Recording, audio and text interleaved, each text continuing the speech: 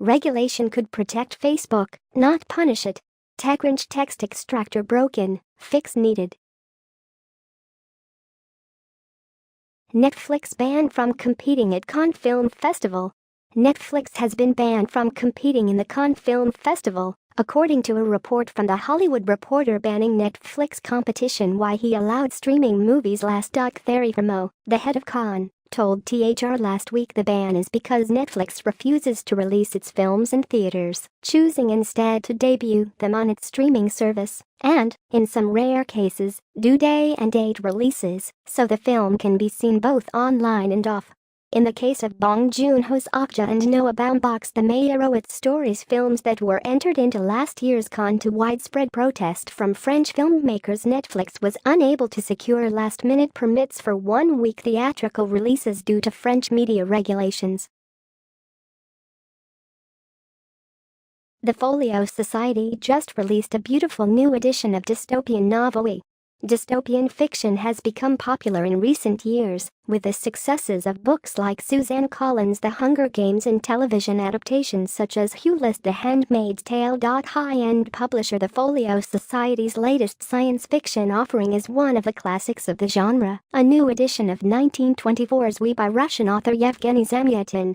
It features original art by Kit Russell and an introduction by the late Ursula K. Here are the top Midwestern states and cities for startups. TechCrunch text extractor broken, fix needed. HBO will air its film adaptation of Fahrenheit 451 on May 19.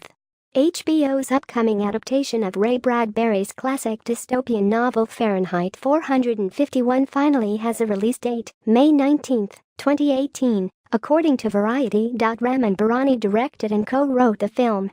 In this future, books are banned, viewed as dangerous to society for the ideas that impart. The shady data gathering tactics used by Cambridge Analytica were an open secret to online marketers. I know, because I was one. The recently revealed Facebook data breach that allowed Cambridge Analytica to get access to millions of users' worth of Facebook data has been greeted as a shocking scandal.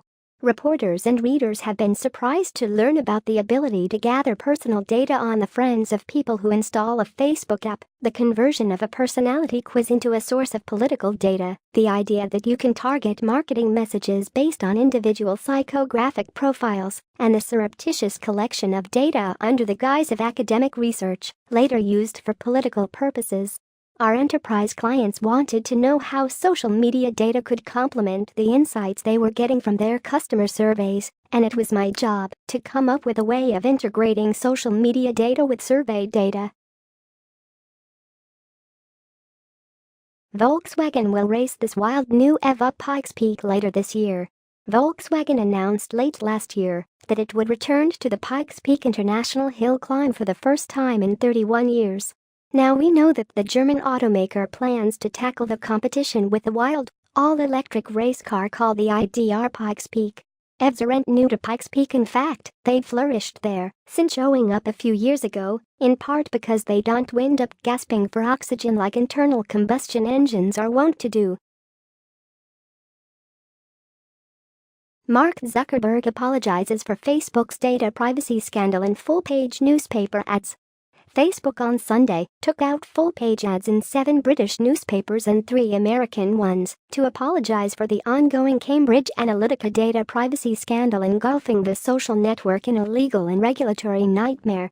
The ads, which take the form of an apology penned by CEO Mark Zuckerberg, attempt to clarify the situation by reiterating that the company has already stopped third-party apps from getting so much information, and that Facebook has started limiting the data apps get when you sign up, an announcement the company made earlier this past week. This new, more definitive apology comes just days after the chief executive's flurry of interviews with American media organizations, including CNN, Wired, The New York Times, and Recode.